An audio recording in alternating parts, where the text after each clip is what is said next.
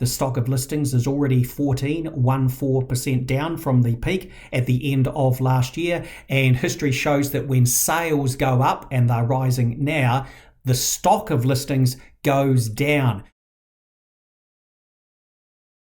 Hello again, everybody, and welcome to another video where I have a look each week at what's happening with the housing market, interest rates, etc. You may have noticed that there's been a little bit of a change in tone of the media recently with regard to reporting on the housing market.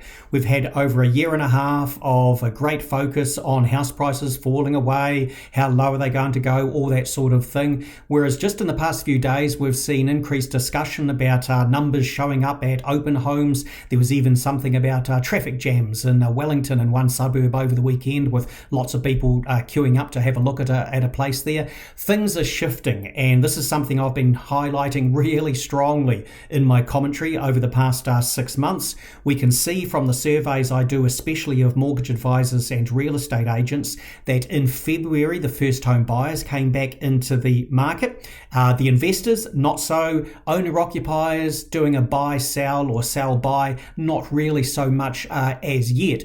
But there's a great range of factors which are causing the market to, first of all, bottom out about 3 months or so ago, and now move into an upward phase, which I think is going to have its greatest strength more next year and 2025. But I wouldn't be surprised if there's a bit of an extra sort of lift ahead of the election with some of the stuff that's going on at the moment. So for those of you who haven't sort of kept up with the play of what I've been jumping up and down about over the past 6 months, I'm just going to run through a list here of the factors which have been in play so far and I think have still to come along. So one of the key ones, of course, is migration. It's booming, plus 78,000 net gain of people over the past year. I can already see from one of my surveys that it means good tenants are increasingly easy to find. It's eventually going to place extra upward pressure on rents. That will translate through to extra upward pressure on prices. So that ball is already rolling. There's a decrease in new house construction going on. And that, of course, part of that is people pulling back from buying as many new builds and looking at listings for existing properties because of some of the issues in the new build sector.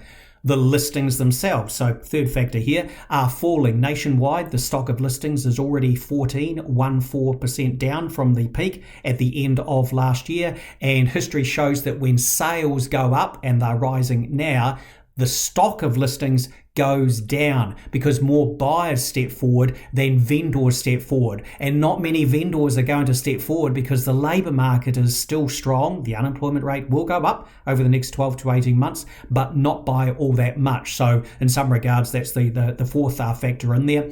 Construction costs, of course, for new builds have risen quite a bit. History shows us here and overseas that after a period of high house construction inflation, the construction costs don't tend to come down. They tend to ratchet themselves upward. The things to come along, one further one that's still in action there, creditors more readily available from the banks, easing in the LVR rules. The banks themselves get more comfortable with things and tweaking of the triple CFA rules as well. Things to come along, more a story for next year of interest rates falling, and we know what that always eventually does to the housing market. And of course, maybe in light of the political opinion polls, what they are showing there, and some of the recent events for the government, there's an increasing chance of a change in government come October 14 or negotiations for a coalition shortly after that. And that's important for the investor market. Those people not really active, but it seems reasonable to assume if they believe there's going to be a change in government, that we will see those people start to step forward into the market. I personally think it's still premature to be expecting that, but maybe that's going to be one of the more interesting things once we get into summer later on this year. So, things have certainly already been building up, and there's more to come along down the track as well. And the final comment I'll make then is that while I recognize most of you looking at this already have a property, have a mortgage, some of you might be thinking, look, the cost pressures from the soaring cost of living so tremendously high, you're going to simply sell, step back from the market, and then go back in again somewhere down the track.